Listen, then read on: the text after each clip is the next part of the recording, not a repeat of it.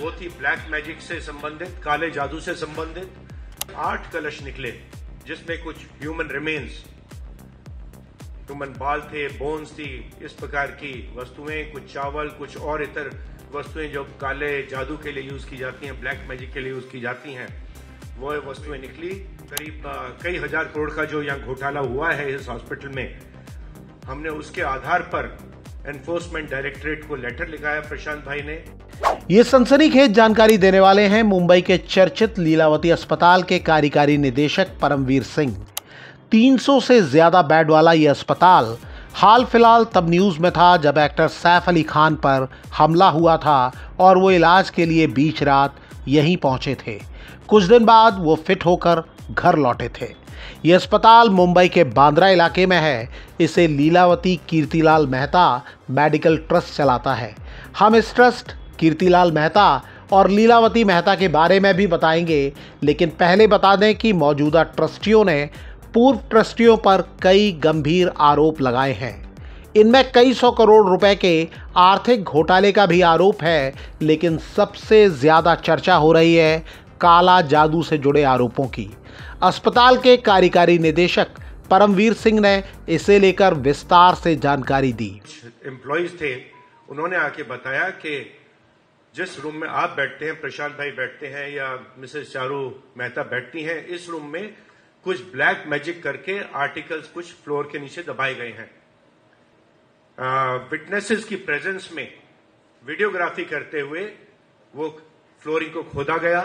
जैसे 8 कलश निकले जिसमें कुछ ह्यूमन रिमेन्स, ह्यूमन बाल थे, बोन्स थी, इस प्रकार की वस्तुएं, कुछ चावल, कुछ और इतर वस्तुएं जो काले जादू के लिए यूज की जाती हैं, ब्लैक मैजिक के लिए यूज की जाती हैं, वो वस्तुएं निकली। एक ऐसा अस्पताल जिस पर लाखों लोग भरोसा करते हैं, जिनमें आम मरीज ही नहीं बल्कि वीवीआईपी भी हैं, जो सिर्फ अस्पताल ही नहीं बल्कि रिसर्च सेंटर भी है। वहाँ वैज्ञानिक बातों को बढ़ावा देने की उम्मीद की जाती है, लेकिन जब अस्पताल के प्रबंधन ने ही जानकारी दी कि यहाँ काला जादू हो रहा था तो सनसनी मच गई। नेशनल मीडिया घोटाले की खबर को छोड़कर काला जादू से जुड़ी बातें दिखाने लगा। अब सवाल है कि क्या काला जादू होता है? अगर होता है तो ये क्या होता है? चर्चित आध्यात्मिक गुरु साधु गुरु जग्गी वासुदेव काला जादू के बारे में बताते रहे हैं। वो जिस ईशा फाउंडेशन के सर्वेसर्वा हैं, उसकी वेबसाइट पर इससे जुड़ा एक आर्टिकल है। इसमें पूछा गया है क्या काला जादू एक हकीकत है? जवाब दिया गया है हाँ और शायद नहीं। साधु गुरु से पूछा गया कि क्या लोग काला जादू कर सकते हैं, तो वो कहते हैं कि बिल्कुल कर सकते हैं। वो कहते हैं कि अगर ऊर्जा का सकारात्मक इस्तेमाल है तो नकारात्मक इस्तेमाल भी है।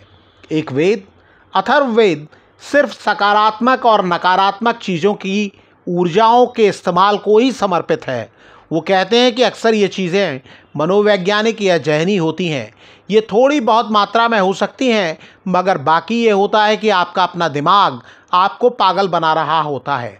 वो कहते हैं कि अगर उन्हें किसी को पागल करना है तो कोई असली काला जादू करने की ज़रूरत नहीं है।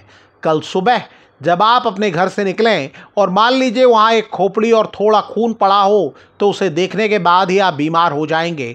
आपका कारोबार ठप होने लगेगा, सब कुछ नकारात्मक होने लगेगा, क्योंकि ये एक तरह का भय है जो आपको जकड़ लेता है। कोई काला जादू नहीं किया गया, बस कुछ संकेतात्मक चीज़ों की ज़रूरत है जिनसे आपको लगेगा कि ये किसी किस्म का काला जादू है और ये आपका दिमाग ख़राब कर देगा। इसलिए ज़्यादातर बार ये सिर्फ मनोवैज्ञानिक होता है। चाहे आप पर काला जादू ही किया गया हो, लेकिन सिर्फ 10% असली चीज़ होगी, बाकी आप खुद ही अपने आप को नुकसान पहुंचा रहे हैं। इसलिए ये प्रतीकों के साथ आता है। ऐसा काला जादू करने वाले जानते हैं कि आप खुद पर ही मनोवैज्ञानिक ढंग से असर डाल सकते हैं। इस आर्टिकल में ये भी बताया गया है कि रुद्राक्ष जैसे कुछ बचाव के साधन पहन सकते हैं जो नेगेटिव एनर्जी से बचाते हैं। बहरहाल जो अस्पताल आधुनिक वैज्ञानिक तरीकों से इलाज के लिए भरोसा जीतता रहा था, वो अब काला जादू के इस्तेमाल को लेकर चर्चा में है। जो ट्रस्ट इस अस्पताल को चलाता है वो 1978 में कीर्तिलाल मेहता ने बनाया था। लीलावती उनकी पत्नी थी। कीर्तिलाल मेहता का जन्म रंगून में हुआ था। छोटी उम्र में वो मुंबई आ गए थे और प्रसिद्ध हीरा कारोबारी के रूप में पहचाने गए। उनकी धाक मुंबई से लेकर बेल्जियम तक थी। साल 1993 में उनकी मौत हो गई। उसके बाद 1997 में उनके बनाए ट्रस्ट ने मुंबई के बांद्रा इलाके में लीलावती अस्पताल बनवाया। ट्रस्ट और ट्रस्टी पहले भी विवादों में घिर चुके हैं।